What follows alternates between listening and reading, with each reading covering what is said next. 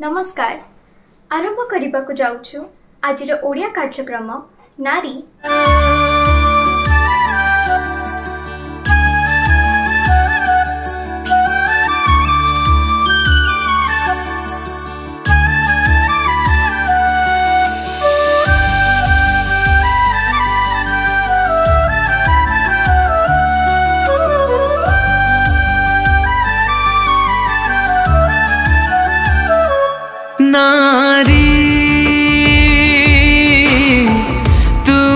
केड़े धन्य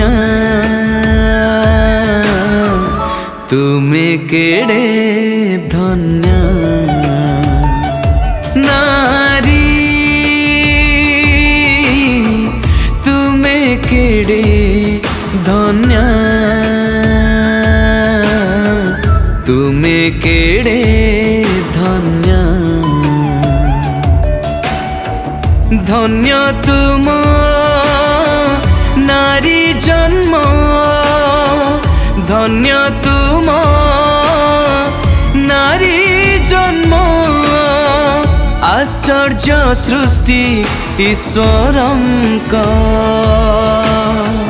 नारी तुमे केड़े धन्य हो नारी तुमे केड़े धन्य। आसंतु आमे माने ईश्वरंकर वाक्य सुनिबा एवं एही वाक्य को आमनकर जीवन रे कार्य रे लगाइबा। नारी चैनल तरफरु समस्त को प्रभु जीशु का नाम रे नमस्कार। आमाने बहुत खुशी जे आपण माने नारी चैनल प्रति रविवार संध्या 7 घंटा समय रे आपण वाच करचंती। आउ आमाने बहुत खुशी जे आपण माने नारी चैनल दे अनेक माँ माने आशीर्वाद युक्त होचंती। प्रभु आपण मान को बहुल भाव रे आशीर्वाद करंतु। चलंतु आज गोटे ए प्रकार स्टोरी आमाने सुनिबा जहा आद्य मंडली रे गोटे जीवंत घटना घटितिला। दुई जन स्वामी स्त्री थिले, ताहांको नाम हनानिय और सफीरा। प्रेरित 5 पर्व 1 पदरु 15 पद मध्य रे से स्टोरी टी लेखा जाइछि। मो प्रिय माने स्वामी स्त्री से माने बहुत प्रेम रे थिले, माने प्रभु को भय करुथिले सत आ से माने जानि थिले मन प्राण आत्मा दे प्रभुଙ୍କର सेवा करिवे, निजर धन संपत्ति दे मध्य प्रभुଙ୍କର सेवा करिवे। आ से माने कोन कले समस्त निज निजर संपद विक्रय करी प्रभु जीशुଙ୍କ पाद तळे ठोउथिले। अर्थात पितर सेई समय रे प्रभु ताहांको पवित्र आत्मा को शक्ति रे परिपूर्ण करी व्यवहार करुथिले। जो पितर गोटे छोट बालिका सामना रे प्रभु जीशु को अस्वीकार करथिले, सेही पितर को प्रभु बहुल भाव रे आशीर्वाद कले। जेतेबेले से पवित्र आत्मा रे परिपूर्ण हेले एवं आत्मा को शक्ति रे तांको छाई रे मध्य लोक माने सुस्थ होथिले। तांको छाई पड़िले सुस्थ हेबे बोली रास्ता रे पैरालिटिक पक्षाघात रोगी मानकु से माने थोई दउथिले। मो प्रिय माने पितर को प्रभु एई प्रकार व्यवहार करुथिले। से 40 वर्षर जने खंज जीशुଙ୍କ नामरे उद्दा मारी चलिला। मो प्रिय माने सेही समय रे लोक माने समस्त अपना अपना संपद विक्रय करी प्रेरित मानक पाद तले थोउथिले। आउ हनानिय आ सफीरा मध्य से माने डिसाइड कले, चलो आमे मध्य एक जमी विक्रय करिबा एवं प्रभु को मध्य आमाने किछि दान देबा, प्रभु को सेवा कार्य पई दान देबा। आउ से माने एकमत हेले, सहमत हेले। Very good. स्वामी स्त्री एक मन रे वास करिबा, एकमत रे वास करिबा, एकत्र वास करिबा बहुत भल विषय। किंतु से माने गोटे छोट भूल कले। दुई जन से माने एकमत हे एक मन रे से माने गोटे भूल निष्पत्ति नेले। अधिक पैसा रखी देई अल्प पैसा से माने प्रेरित मानक पाद तळ को आनिले।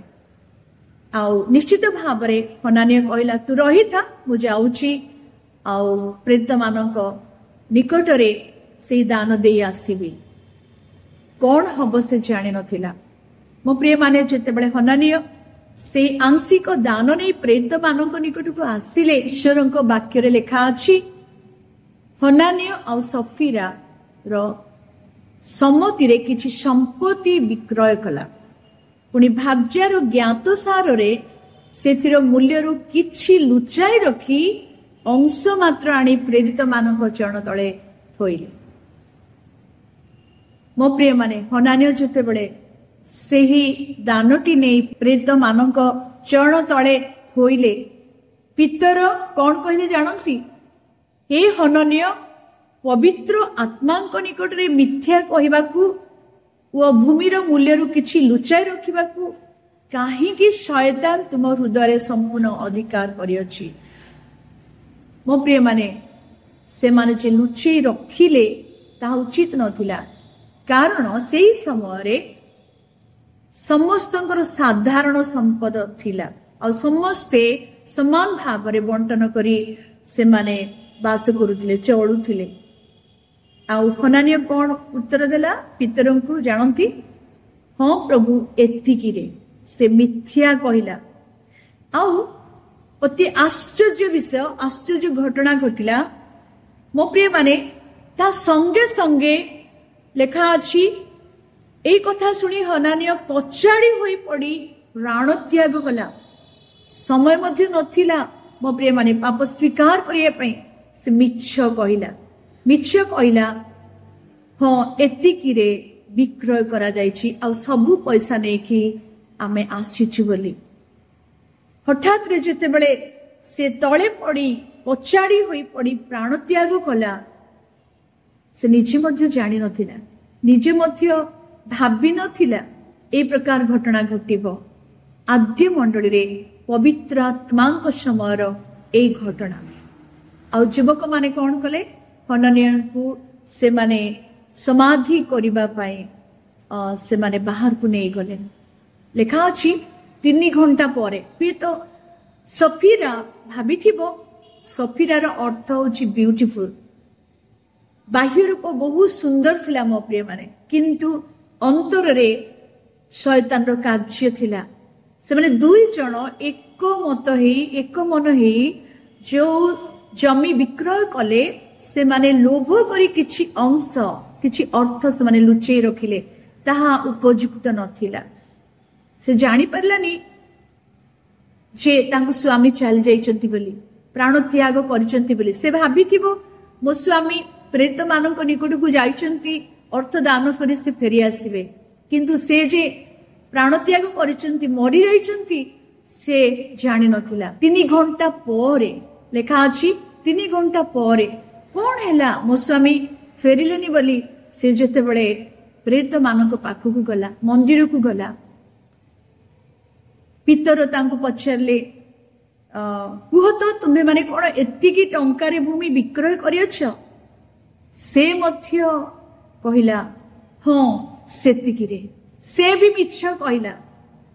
मो प्रिय माने अर्थ लोभ कले से माने आउ लोभ रो कारण मृत्यु घटिला से भी मिछ कहिला।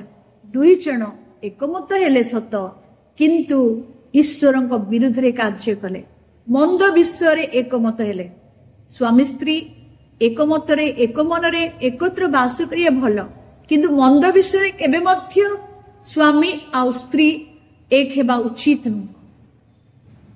हनानिय जेपरि मिछ कहिला सफीरा मध्य मिछ कहिला से जानि नथिला स्वामी कर कोन हेछि। बाक्य लेखा अछि प्रभु का आत्मा को परीक्षा करिबा निमंते तुमे माने काहे कि एक परामर्श हेलो देखो जे माने तुम स्वामी को समाधि दे अछंती से माने द्वार पाखरे उपस्थित हेलेनी और से माने तुंगो को बाहर को बोही नै छिबे कित्ती भयंकर घटना। तत्क्षणात से तांको पाद तले कचाड़ी होई पड़ी प्राण त्याग कला। स्वामी स्त्री ए लोभ पाए एक परामर्श मिछ कहिबारु से माने 2 जण प्राण त्याग कले प्राण हरैले कित्ती बड़ भयंकर विषय। मो प्रिय माने ताहाकु मध्य ता परवर्ती समय समाधि दिया गला सी जो अर्थ लुचेक रखी से किए खाई से माने कौन खर्च करी पारिले आज आपण ओ मु आमे जदि सेही स्थान रे बा सेही समय रे थांतु केते जे लोभ केते जे मिछ आमान जीवन रे अछि आपण जानती मु मो विषय जाने आमे बंचिबार योग्य होई न थांतु प्रभु अनुग्रह आमान को ऊपर प्रचुर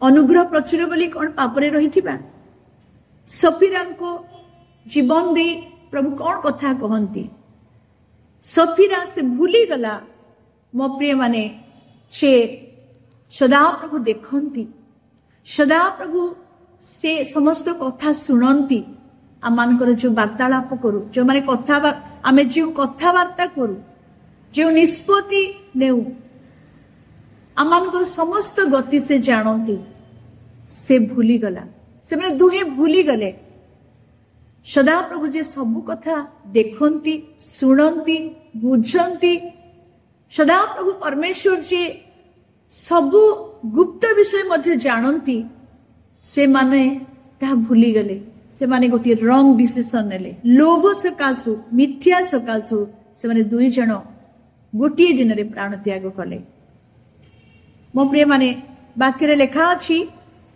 गीत संहिता 101:7 गीतरे जे प्रतारणा करे से मो गृह मध्य रे वास करिब नाही जे मिथ्या कहे से मो दृष्टि रे स्थायी हेबो नाही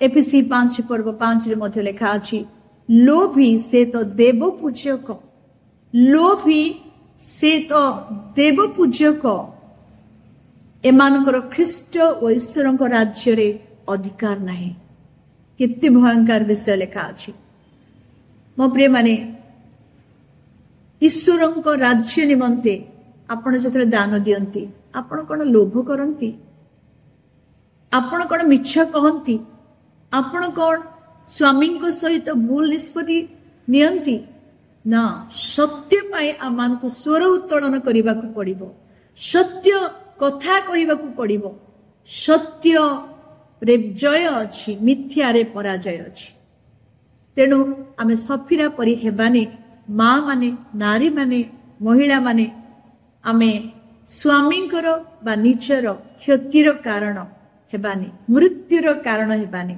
बाधार कारण हेबानी बरं आमाने उत्तम विषय पाए एकमत हे परिबा एवं उत्तम कार्य करिबा प्रभु ए छोट चिंता ऊपर आशीर्वाद करंतु सफीरांक परि लोभ करिबानी सफीरांक परि मिछ करिबानी सफीरांक परि स्वामी को सहित एकमत हेबानी से दिन से कार्य सकाशु दुई जन प्राण हरैले से प्रकार आमान को जीवन आमाने न हरौ प्रभु छोट चिंता पर आशीर्वाद करंतु आगामी दिन गुड़ी करे मध्य आपण नारी चैनल देखिबा को भूलंतु नहीं तादे प्रभु बहुल भावरे समस्त को आशीर्वाद करंतु शाल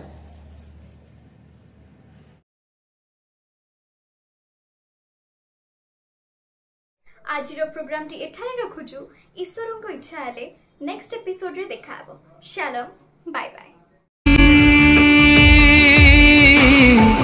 तुमे केड़े धन्य तुमे केड़े धन्य